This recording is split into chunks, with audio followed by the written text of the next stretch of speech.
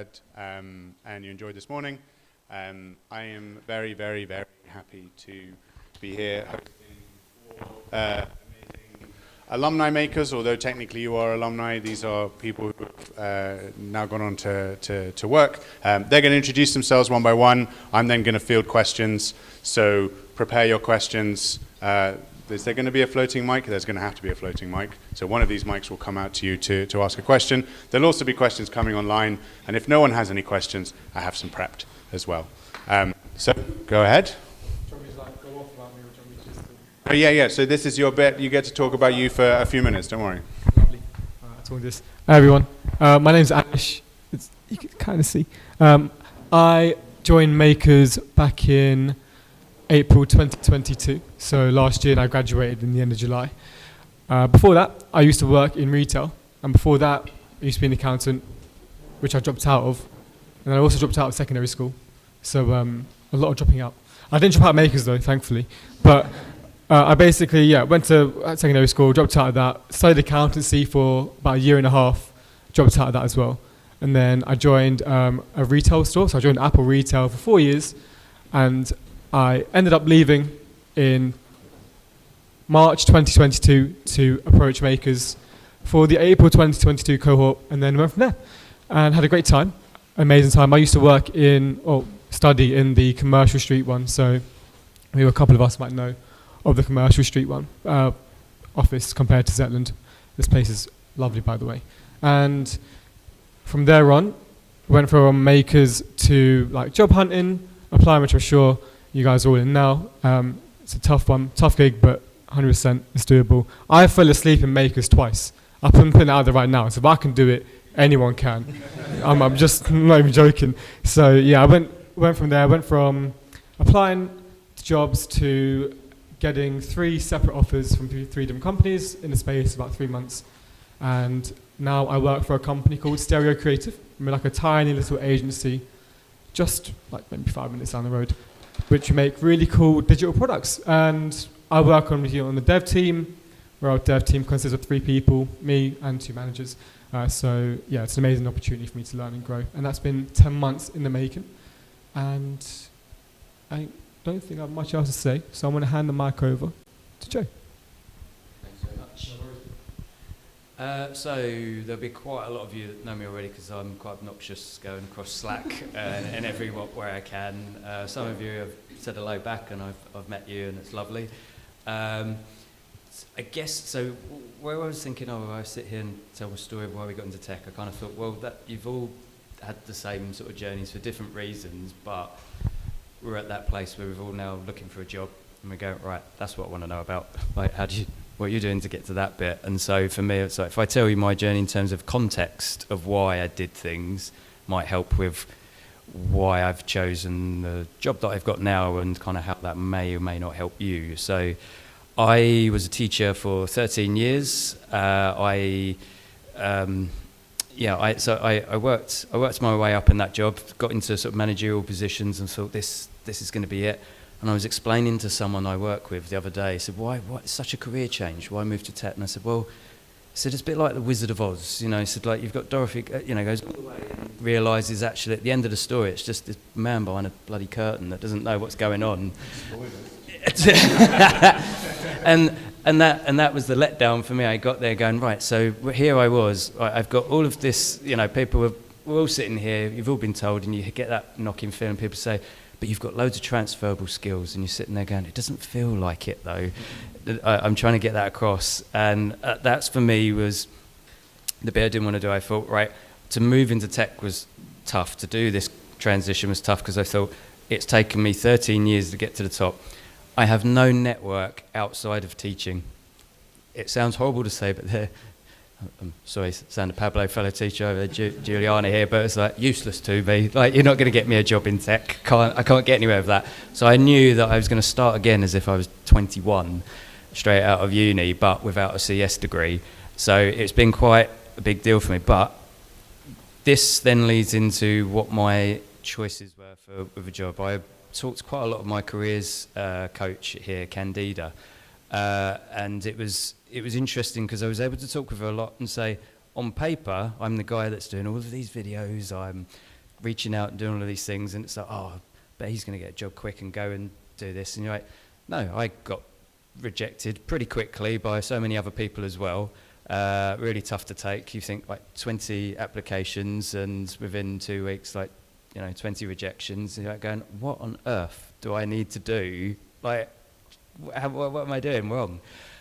But it then came, I've talked to a few people, and I talked to Candida about this. It was then a case of going, right, well, I've, for years, within working in maths, becoming a maths teacher, becoming a deputy head of maths, so like, these are some of the things that with a maths degree, I should be expected to do. And moving in my trajectory, I was like, these are things that I felt I put on myself. I should be in a job that's 50k, and I'm working in C# off the bat, first job. And it was like, no, actually, that's not for me. And oddly, it was talking with the Maker staff, and saying, well, I hear you're going for this job that's 25k, and it's, I was saying to you earlier, Nish, it's like low code. You're just doing a little bit of JavaScript. Like, why? You've just done this like whole like thing. Why would you do it? I said, but I've got different deal breakers to potentially what others do, and everyone might be different, and I think it might help in that sense. So it isn't just, oh, I've got this, I should get a full stack React job.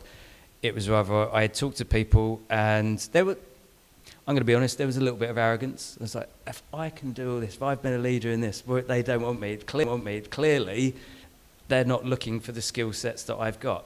I couldn't, you go in, it says, can you code? Great. And then the next 4 things are, can you give an example where you've worked well in a team? And you're like, I ran a department of 16 people, and this is like, but what about in software engineering? So you've just looked at my CV, you've brought me in, like, what?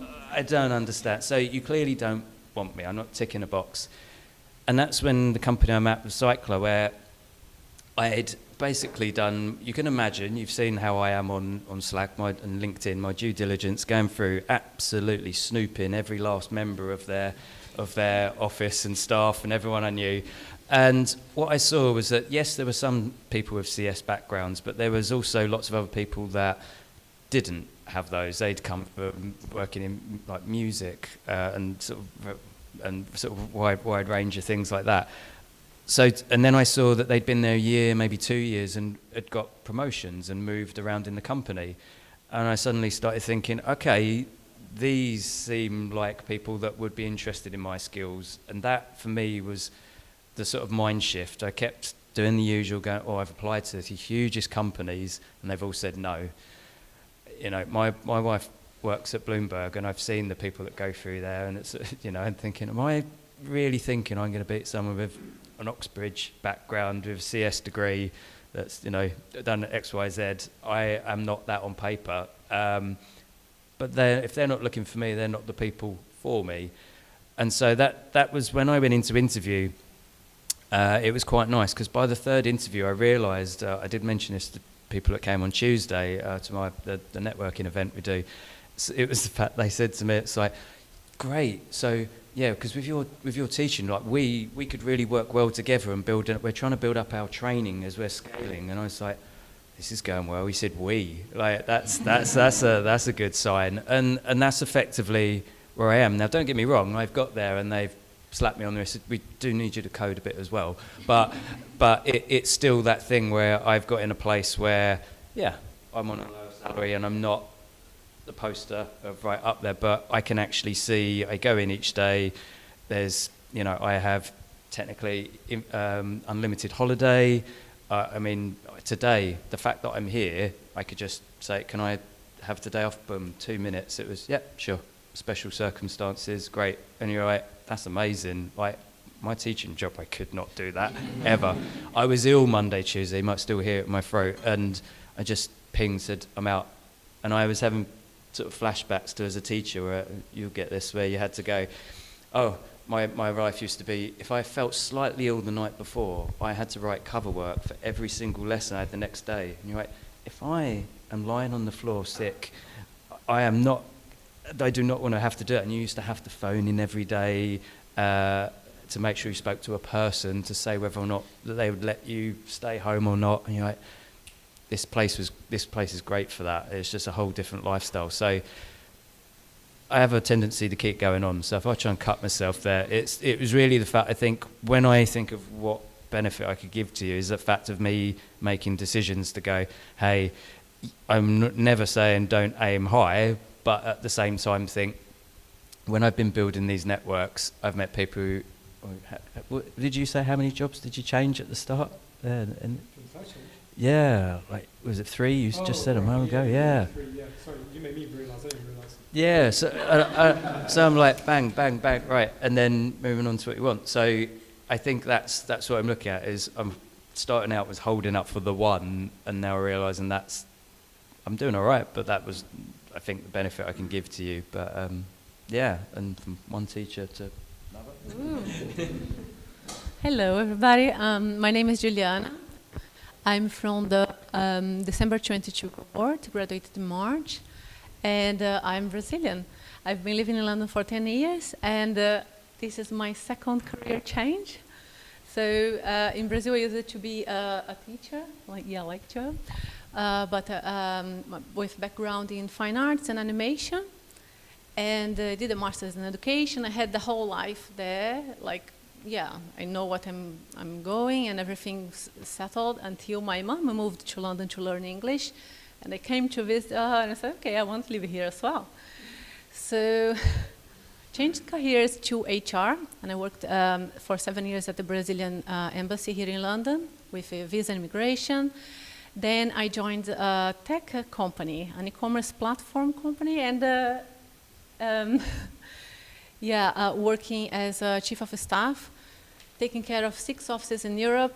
It was crazy. I joined the company 1 month before they opened publicly, had their IPO. And I have to say, working for a startup, even from like the people operations perspective, every year counts like a dog year, like 7 years, because honestly, I feel like I've learned more and I worked more there than the 7 years I worked for the Brazilian embassy. And so from there, I had to participate in a couple of trainings as well to understand the product, and I loved the architecture, and I got to understand coding and starting to talk to people, and saw a lot of women as well. And I thought, this sounds very interesting. And I started practicing a little bit, and at some point I joined Code Bar. So for those who don't know, Code Bar is a charity who provides coding workshops for people from underrepresented groups in tech. And I got my Makers Scholarship through Code Bar. So I was over the moon when I got the scholarship, of course. I got a chance to study here for 4 months, and but I kind of jumped in it. I didn't think about it. I thought, okay, so I have this chance, I'm gonna go for it. So the first time I started coding was to apply for like the scholarship. So in September I applied, started in November, and once I graduated, I was a little bit like Joe, so I'm not sure if I want to go to like a big company, have to respond to tickets in my first week.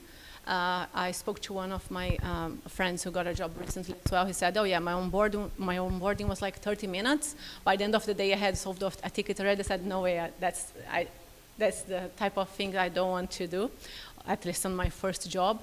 So as soon as I graduated, I took like 2 weeks to go through my CV, cover letter. I loved like Candida. If you guys take the opportunity, take everything that she can help with, all the help she can provide, because her CV feedback is very good. And I use it to recruit people for like a sales position as well. And it's very different when you look at someone else's CV, but to really think about which are your like strengths and weaknesses as well. So I thought about what I could bring just to try to help you as well. And I have 2 books here that really helped me. So first one is The Squiggly Career. I don't know if you heard of it. It's an amazing book for you to realize your strengths. It really puts you to think about. It's actually impulsionates you to talk to your family and your friends as well and ask for feedback about which are the strengths and weaknesses they think about you. So really recommend it. You can have a look later. And the second one, this actually, is my partner got this book a couple of years ago, and it's called a puzzle book made by people that work for the MI5. Okay, we use it to do, like, as soon as he got it, we use it to do it every day, one puzzle, with his family as well, like on WhatsApp. And by luck, to join my the tech company I worked for, this was the first test they had. It's called the aptitude test or mindset test, so you might come across. They might bring like questions, like things that you have to answer very quickly, usually are multiple choice, but they might, I don't know, Maria got married with John in 1984. After 10 years, how old is their son? It's like questions that you have to keep, have to start thinking logically and very quick. So if I had to recommend a book for that, this was the one who got me into my previous job and in the position I'm at the moment, because they also had an aptitude test. So where am I now? While I was in Makers still, I applied in February, 1 month before graduating, and I think the feeling of like, oh my God, in a month I will be unemployed, what should I do? Should I start applying? And I didn't want to start applying because I wanted to dedicate my time to the projects. But I saw one position on OTA, and it was a quick apply, and I decided to apply for it. So it was a graduate position with Wiley Edge. And their proposal was to get together a group of 20 women learning with a woman software developer as well, and just to prepare us to work with banks. So Wiley Edge works with the 10, well, at least, I don't know, between the 20 biggest banks in the world. They work with 10. And they provided the whole training for 3 months in Java and financial markets as well. And it's a paid training. So I thought, okay, so that's a good idea, because it's gonna give me just more another language, which is a plus already, and especially Java, in which everybody says it's difficult to learn by yourself, and I would say I agree. Because now we are just getting to the point of using a work frame, Spring Boot, and now it's okay. So yeah, I think I can work with that, but just pure Java is a nightmare. Second, they cannot guarantee they are going to get you a job at the end of the training, but 80% of the previous cohorts, they've been employed, they've been put in a placement with their clients, and the other 20, they got a job somewhere else, because at the end of the training, you don't have an employment agreement, so you can actually try to find a job as well. So I would say, if you, like me, if you're not ready yet, because I had just started learning code when I joined Makers, I would just go for graduate, I would consider graduate jobs as well. One thing I did with my friends from Makers was to attend to job fairs, career fairs, speak to recruiters, because sometimes you see graduate positions online, but you might think it's just for people who are coming out from uni, but honestly, most of the companies we spoke to, they were like very open to bootcamp graduates as well. And especially in the course I'm at the moment, I would say like 80% of the girls, they are like career changes as well. So yeah, oh, one thing I forgot, almost forgot, yeah, very important. So with my peer group, sorry, I think I might be taking a lot of time. With my peer group, we had a very good relationship, and we carried on having our peer meetings. And when you finish Makers, you go through like working like very intensely every day, from like, okay, so now it's only what, CV, and what do I do coding wise? So we decided to create a website to promote our job as a group. So a website in which we could promote ourselves like as people who can work collaboratively and just to show our projects, a showcase. And after some of us got the jobs already, we decided to expand our and make it our website a platform for everyone who wants to work collaboratively in projects. So I contacted the new school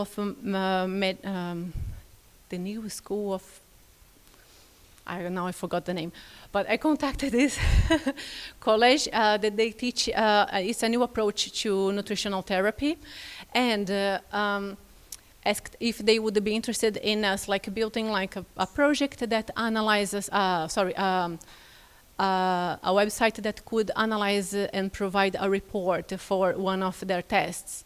And they said, oh yes, that's very interesting. So now we have one group working in that, and we have two other options of projects that we are looking for volunteers. And the thing is that if you would like to join as volunteers, it's completely up to you. The only thing we ask is if you would like to work as a team, you know, and work in pairs as well, like we do here pair programming, because what I've noticed as well is some companies, when you apply, they ask, okay, so could you explain this gap in your CV? So you finished Makers, I don't know, in March, and you didn't have anything. What are you doing at the moment? You can always put, like, I'm a volunteer at the Pensano developers. I've been working in this and that program, and we tend to, if you guys have any ideas as well of programs that could count as a professional experience, okay, we tend to create projects that we can measure how many users are using that project. That's the goal. So it can count as a professional experience. If you have any interest, you can have a chat with me later. Okay. Yes, that's it. Hi everyone. So my name's Brianne, and I was in the June 2019 cohort. So I feel like a bit of a veteran up here. So before that, I had been a criminal solicitor for about 10 years. And I decided I wanted to be a lawyer when I was like 14, doing work experience at a solicitor's firm. But actually at the time, I'd said to my school, look, I'm really into fashion. Please, can I go and work as a fashion designer, fashion buyer, something like that? And they were like, no, you live in like a small seaside town. You're not going to get that anywhere around here. So I went to the local solicitor's firm, decided I liked it. And then from there, I followed a pretty straight path through to qualifying as a solicitor. So law degree, legal practice course, training contract in London. So by the time I was, I think, 24, I was fully qualified as a solicitor working in criminal law. And it was I had quite a good start as a solicitor. The firm that I was at had some good work, so I was working with murderers, serial rapists, having a great time. Hanging out at the Old Bailey a lot, which I thought was fantastic. My mum, on the other hand, thought it was horrific. She used to send me hand sanitizer in the post before it was even popular.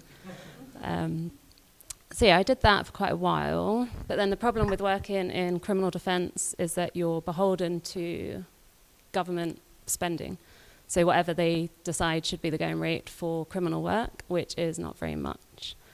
So I think a couple of years in, the whole industry went on strike because the fees were getting cut again.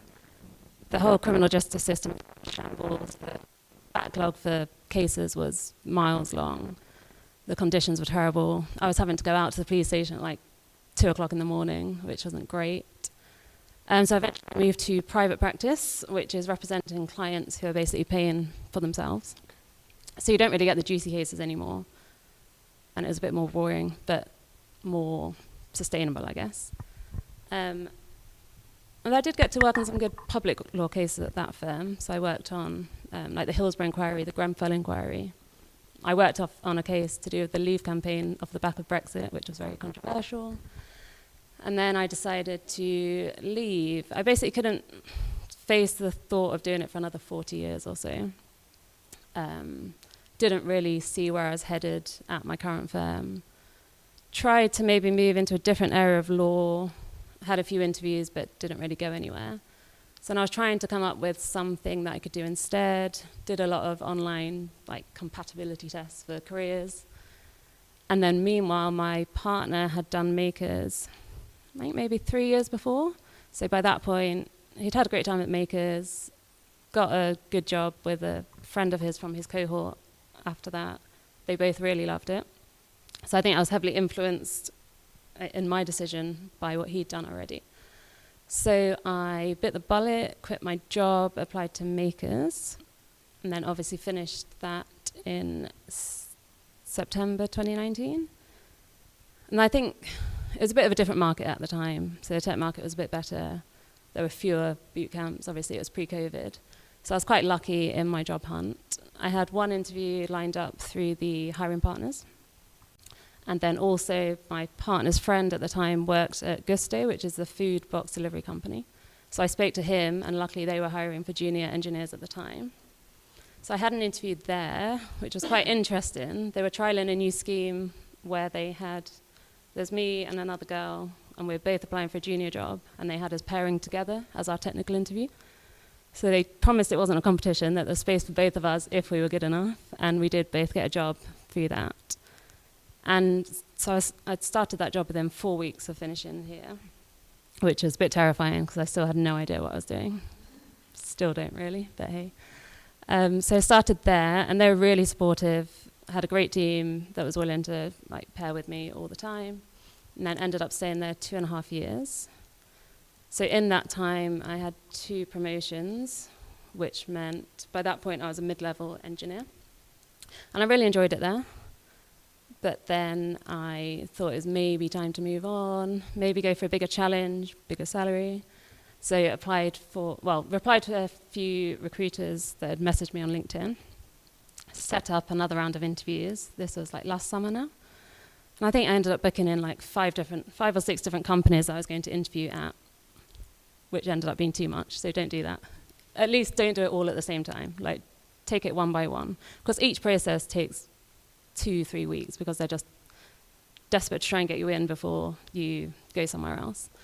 So it means you're doing either a lot of take-home tests or pairing technical tests, interviews, and all of them, they want a good few hours of your time just for interview time each, and it's quite hard to juggle when you've got a full-time job.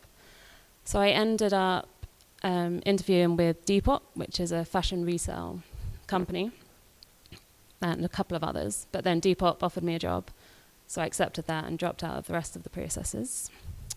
So we've come in a big circle, and I now actually work in fashion, finally, after trying to do that when I was a teenager. And that's where I am now. So I've been there a year. I'm mid-level engineer there. Technically full stack, but primarily I work on the front end, which is what I prefer. I'm quite into design, quite into products, so that's what suits me.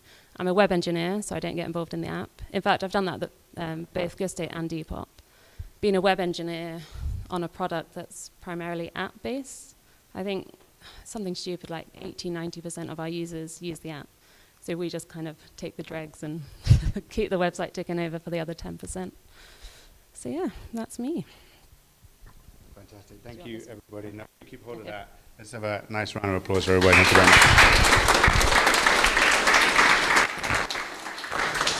much. Just for my benefit, can I get a show of hands if you have a question? Just one. There's one person with a question. Do we have any questions online? You've got one online.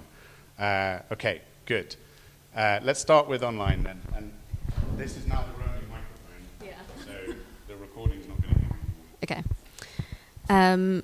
So Marie said, thanks everyone. That has been very eye-opening, and I'm holding out for the one, but within a time frame, so very interesting perspectives. And her question is, as a parent with school-aged children, I'm finding it challenging to attend events, sadly including the discourse meetups due to timings.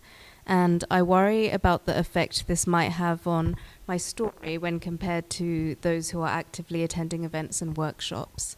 So I guess maybe some tips on how she can still kind of be involved and make the most of opportunities. No.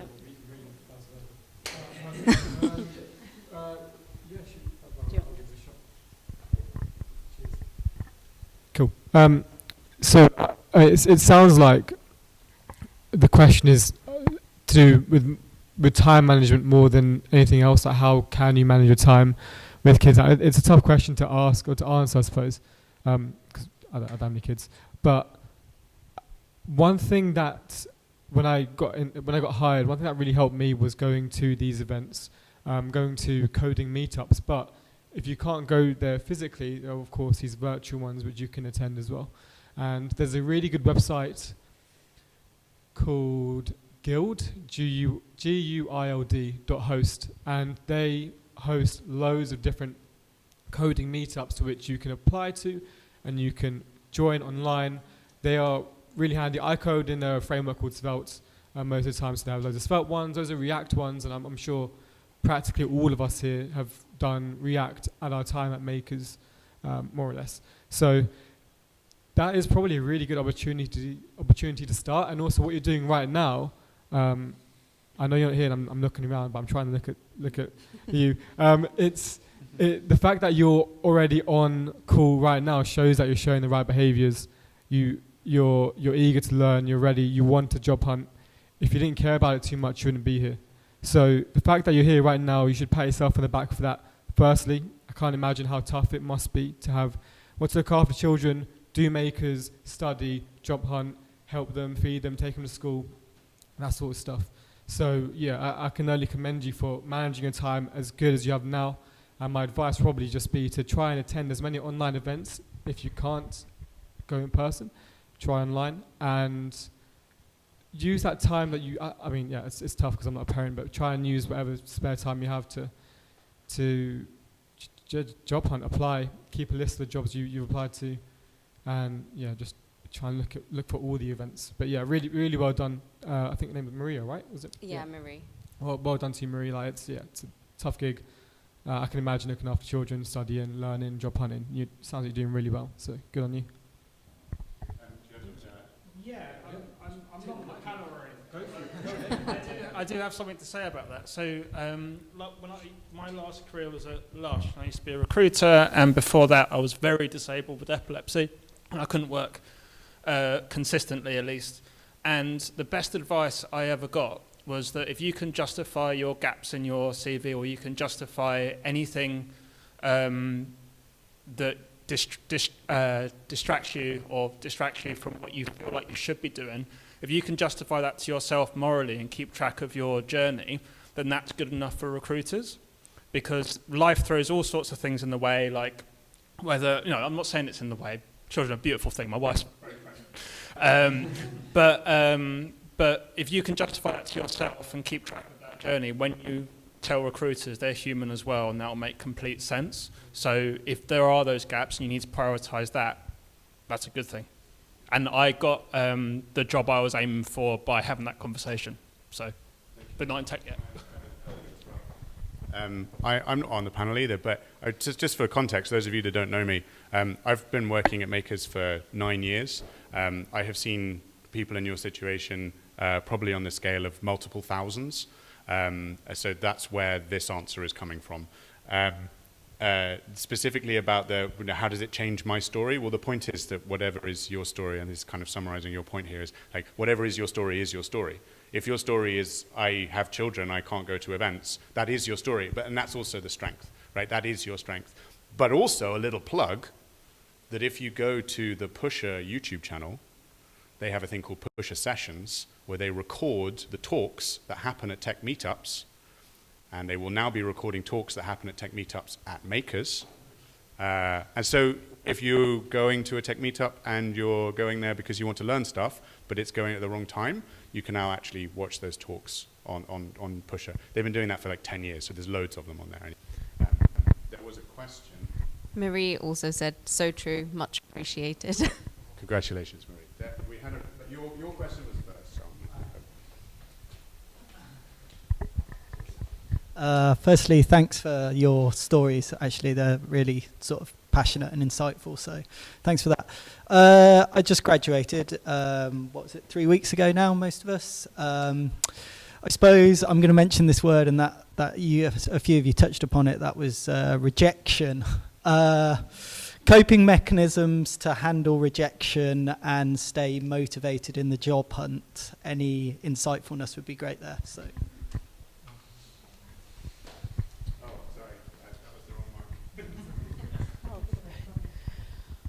Hi, thank you for your question. I think I would maybe what I did is like first, don't take it personal, because I would say I didn't apply to many positions, but I also didn't hear back from them. So just don't take it personal. Just keep going and keep positive, because the strength must to come from you.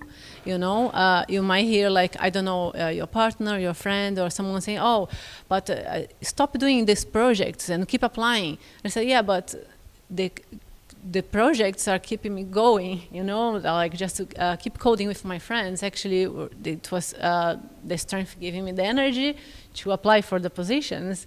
If I was like writing cover letters day after day, they are like so draining, and I just couldn't. So I would say, like, prioritize your health. If you can find something that's outside of the computer, you know. For me, what worked was just I signed up for a dodgeball team. I started just playing dodgeball, and we actually won the league in the end of the spring, which was unbelievable. I didn't even know that was a sport. In February, but for me, you know, I just had to go. I had a limited time, so okay, today I'm committed to apply for these and these positions, but I want some time for me to code with my friends, and I want to rest and just go out as well. So just keeping like clear head and just do what you can. You are probably doing everything already. You know, it's just a matter of time.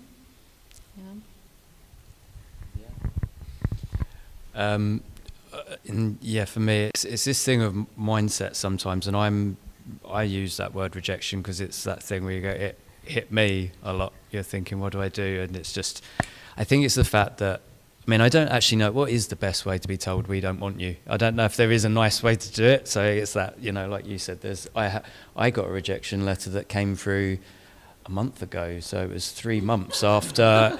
So, you know, you're thinking, oh, I've got my job now and good. And then it still hurt just for a bit. And I was fine.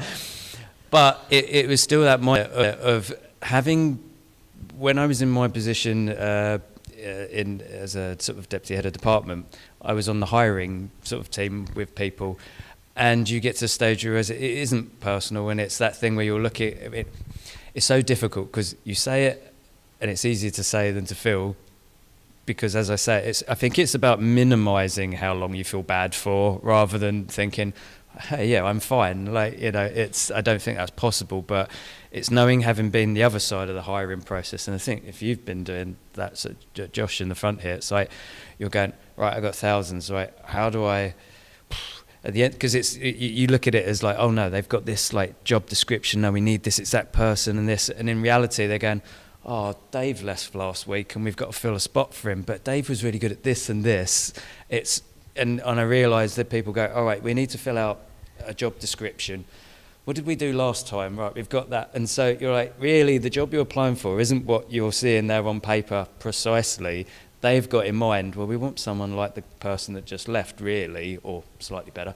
And they're trying to fill that. And so I feel like sometimes it's that strange thing where in reality you're going, so I found with the job that I got, the job didn't say anything about training or helping them out. I just turned up, and it turned up my skills alongside the basics thereafter were fine.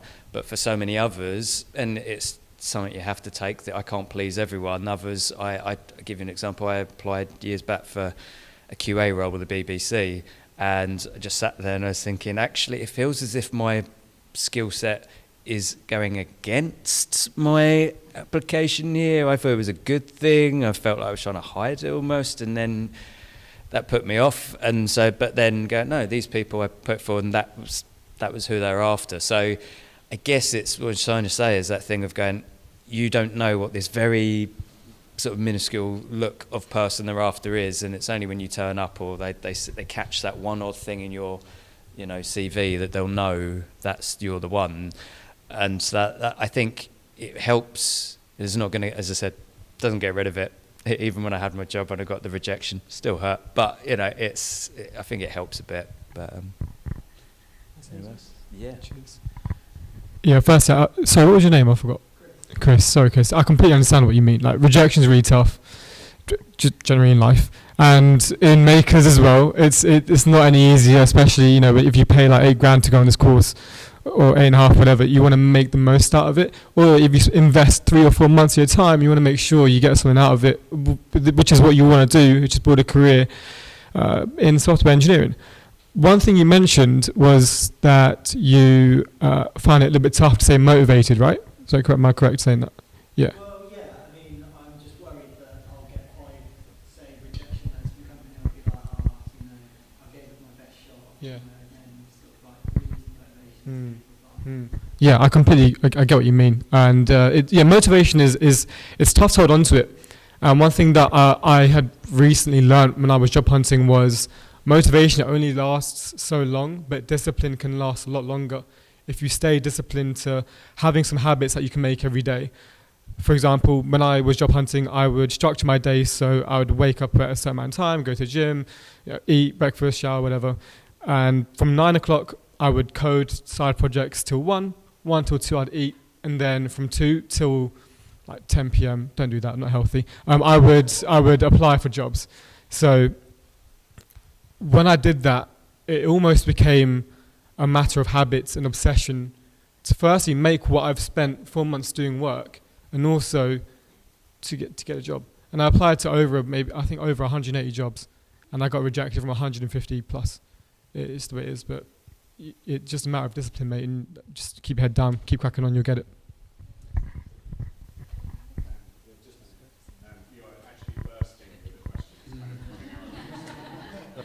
So I have something to add on top of this and 2 questions for them. Sorry if I'm gonna maybe be a bit chatty. I don't like to give the shoulders when I speak. And where is Chris? I would like to say, but to everyone, don't unicize the event of getting to the final interview, because I did that. I stopped looking for jobs for 2 weeks because I thought, I'm gonna get it. Did I get it? Yes. No. And I was destroyed, like worse than having 100 rejections from you know, when you apply. Most of the times they're gonna say straight away, thank you for your interest. Unfortunately, due to the high volume of application, we cannot offer a position to you at this time. But when you get to the final interview, you see you've already had 2 interviews and they were fantastic. You think, oh my gosh. And when you get that rejection, is like worse than anything else. So my advice in that sense is like, don't make that event unique in your mind. Think it's the same like partners in life, you know. You get girlfriend that says the girl says no, and then you think, oh my gosh, I can't find an no, it's not like that. So carry on, just think if they reject you, even if you were really hoping for it, think about, never mind, it was just one of the other many that rejected me at the first time. Don't make it more special because you get there to the final interview, that's it. And now, sorry for my... okay, let's become serious for a moment. I have 2 questions for you guys, and one is, if that applies to you, if you spend time outside working hours learning extra coding skills because you have an interest in developing, I don't know, skill in a particular new technology, what is the schedule of your day? How do you manage your time outside of work to keep learning? And the second question is, how was your daily schedule on a normal day before, during the job hunt?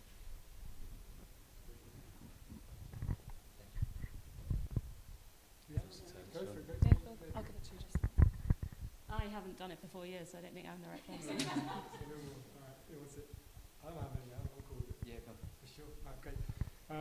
So your first question, can you remind me of it?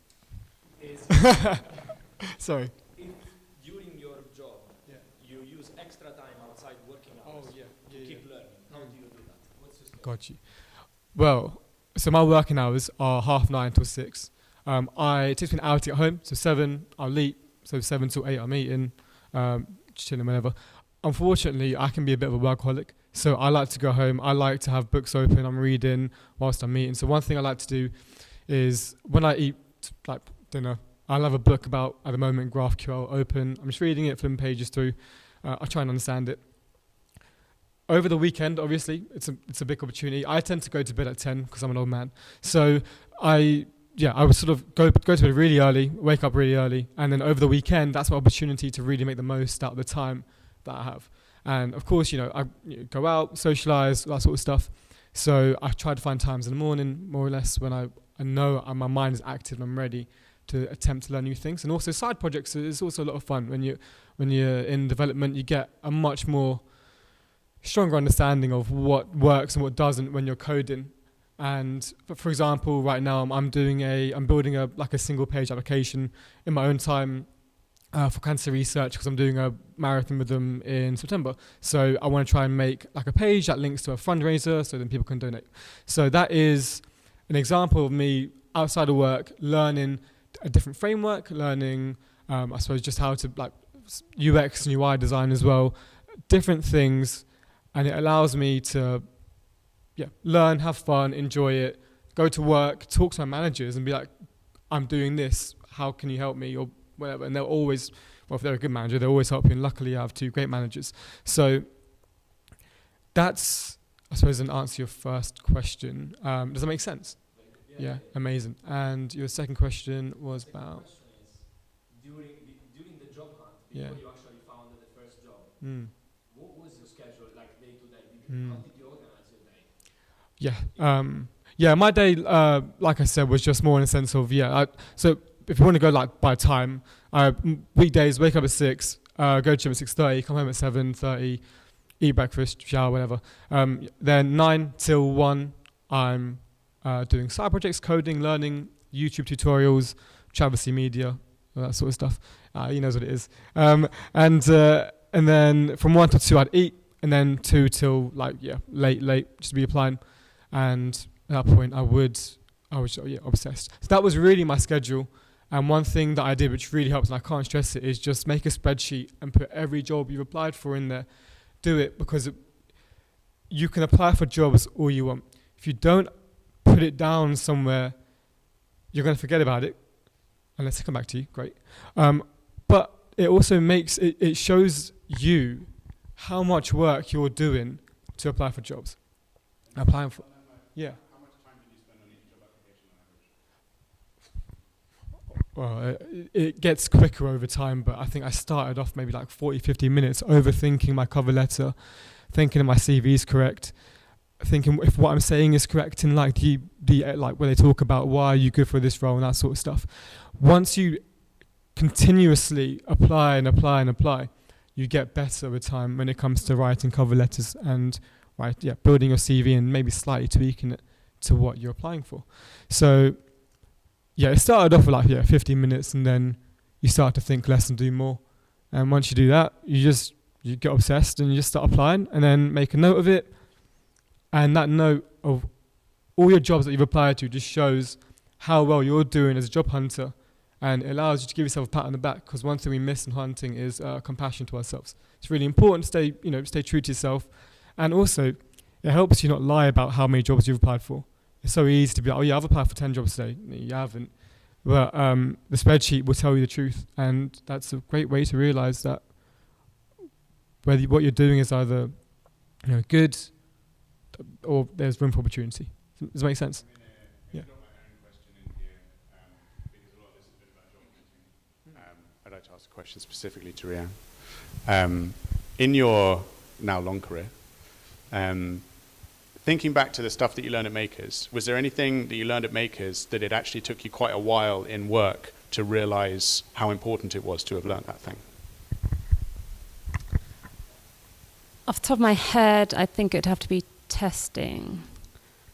Like, you focus on it at Makers and you kind of think, why am I doing this? It's really hard to learn. It's not adding anything. It's not getting me anywhere quickly. But then obviously once you're working on a product that is a commercial product, you have to have testing. You need testing on everything. If the tests fail when you deploy something to production, you have to fix it.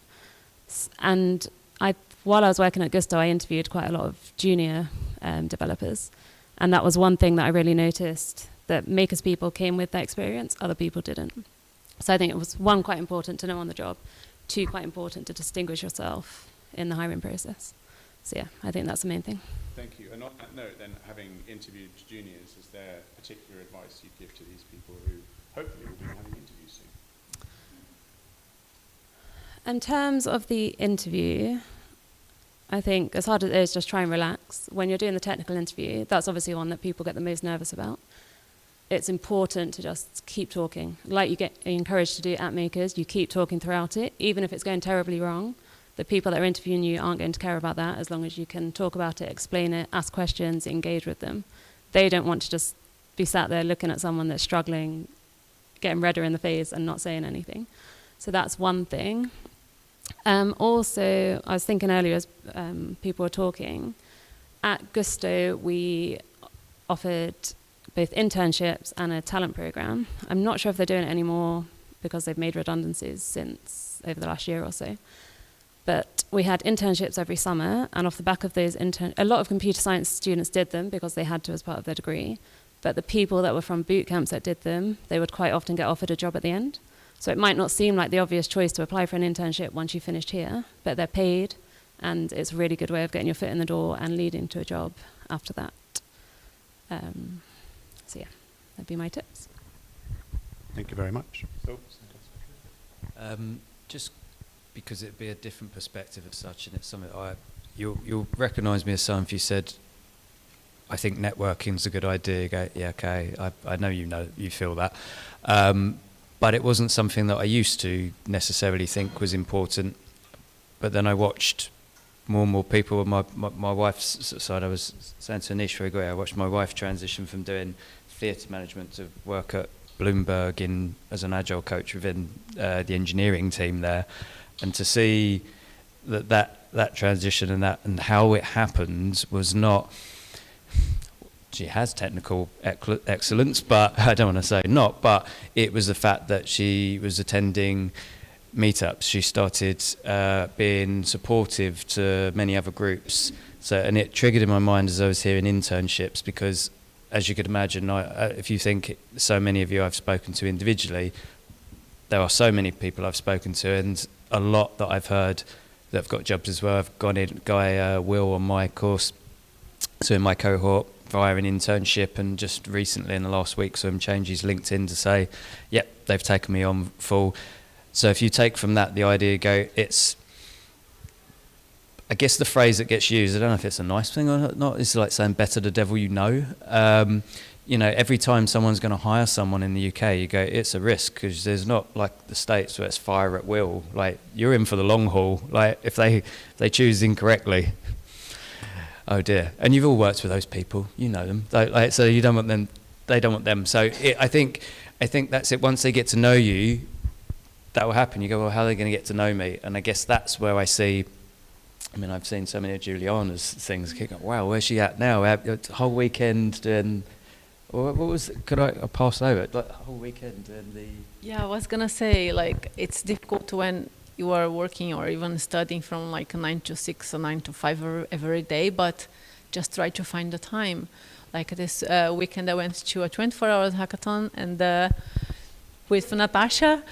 The day before I didn't have a team, so I saw on the Discord channel, Natasha post something here. Natasha, can I join your group? Do you have a group already? And we ended up getting one of the prizes. Was an amazing experience. So I would say, just even if you are tired, just go for it. It's like these meetups, hackathons, even workshops or just chats with tech people. They are great places for you to expand your network in a genuine way, instead of just keeping poking, messaging people you don't have any connections, Yeah, that was it really. I'm going to add to the networking thing, and then I'm going to go back to another question, so get ready. As you can see, Joe is quite an extroverted person. You might not feel like that. You might feel like networking is something that you absolutely, definitely don't want to do, and you don't want to put yourself in a room full of people, virtually or in person, or go and talk to them, or go and start a conversation, all those sorts of things. So here are some hacks for those people who feel like that. Always have 3 questions, right? Something that you have a lot of now is time. Something that you have very little of now is information that will help you get a job. So have 3 questions that you carry with you wherever you go. Whenever you're talking to somebody and there's a little bit of a lull, you've got your 3 questions. Once you've asked that person those 3 questions, it's totally fine to go and talk to someone else, right? You go and talk to someone else, you go and ask them 3 questions, the same 3 questions. And you start to build this information. That question might be, I don't know, who's hiring junior software engineers in Manchester, right? You ask 3 or 4 people and nobody knows. Right, okay, I'm not going to ask that question anymore. So you will always have 3 questions so that you always feel prepared in that really awkward, horrible situation that, don't worry, even us extroverts really hate that situation too. The second hack I would give you is, if you feel like the conversation is going even reasonably well, ask them, who else should I be talking to about this? And if they even recommend you one person, you might maybe possibly get an introduction to that person, or at least you can approach that person and say, so-and-so said I should speak to you. But if they introduce you to 2 people or more, that is now exponential growth, right? You are now exponentially growing your network. And also, it's quite likely that the next person that you talk to is slightly more relevant to whatever it is that you were talking about than the person that you were just talking to. So you're actually also getting closer. And I've given this advice for the last 10 years, and I don't think anyone's ever done it. So if you do it, if you do actually have a conversation with somebody where you say, who else should I be talking to about this? Please tell me, because no one's ever told me that that's worked. But it worked for me, and it's worked for good friends of mine, but no one from Makers has ever told me that they've done it. Okay, so that's networking. Networking hats. Have 3 questions. Who else should I be talking to about this? Who has a question for the panel? You've got a mic. There you go. Kira. Just wanted to ask the name of this website for volunteering project. Oh, it's pensano.dev. But if you come to me later, you can scan our QR code because there is a form. I need kind of your permission for me to get in touch with you. So, yeah. There's also an Makers coach who runs a similar program. Hello. I was just wondering, for those of you who've changed jobs or who've sort of had a couple of jobs since graduating, do you find that, or did you find that it was critical what area your first job was in terms of the kind of company that you were working for or the specifics of the role? Obviously, there aren't that many jobs around at the minute for us grads. So I just wonder how critical it is to sort of hold on for not the job, but almost the job, versus taking anything, even if it might not feel brilliant. Yeah, so the junior developer scheme that I was talking about at Gusto, they hired juniors on the basis that they would do a kind of rotation system. So they would do 6 months in an area, say iOS development, move to back-end, move to DevOps. And I think on that base, people don't really care that much what you've done as a junior. But then going forward, I think it would depend what job you're applying for. Obviously, if you're trying to go in as a mid-level in C# and you've never done that before, it's probably going to be a bit harder. But on the whole, I think if you've achieved like mid-level status somewhere else, companies are less bothered about your background, as long as you can show that you can apply yourself, as long as you can get through their tech test and explain yourself and explain your approaches. Yeah, I don't think it's worth hanging out for the perfect job. Mine has been fairly vanilla and standard, I guess. I went straight into a React job or JavaScript. Most companies with a website are going to have the same kind of technology, so it's a fairly safe route for me. Yeah.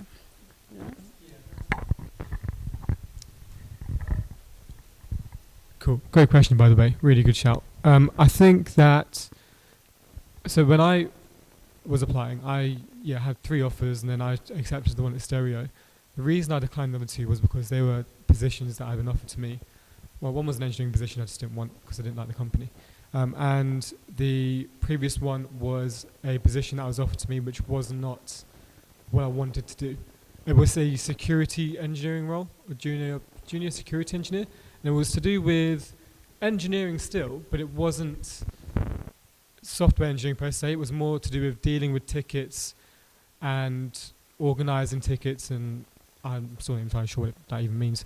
But I knew that it wasn't something I wanted to do, and it was a job in the engineering space, and it was deep down I thought it's not really for me, so I turned that one down. So I mean, it depends on what you want, really, I suppose, and also your position. Like, I'm very lucky to be in a place where I can, like, I live at home with my parents, so I don't have to, like, I don't really particularly have bills to pay. I can get away with holding out for a little bit, like Marie's position earlier. If she's got kids and she's got families to feed, and she's got like a house and a husband or whatever, like it's everyone is in a different position to look at jobs slightly differently if their current life stance needs a job. So I suppose it's just a balance of, deep down, what do you want? Like, do you want to work in front end, back end specifically? Do you want to be full stack? And also, where's your position in life right now? Can you afford to wait? If you can, great. And if not, then like Brianne said, like you can have that experience, and then in the future, as long as you can demonstrate your skills and examples, tech testing, you'll be all right. Cool.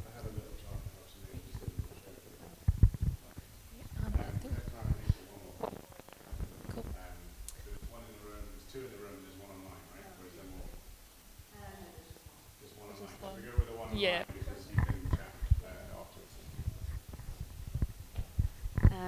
So we have one from Conrad, and this is just a bit of advice. He writes down on a sticky note, if they reject you, it's their loss. And we have an anonymous one. A small question for Brianne. Is moving to another company the best option when looking for a pay rise?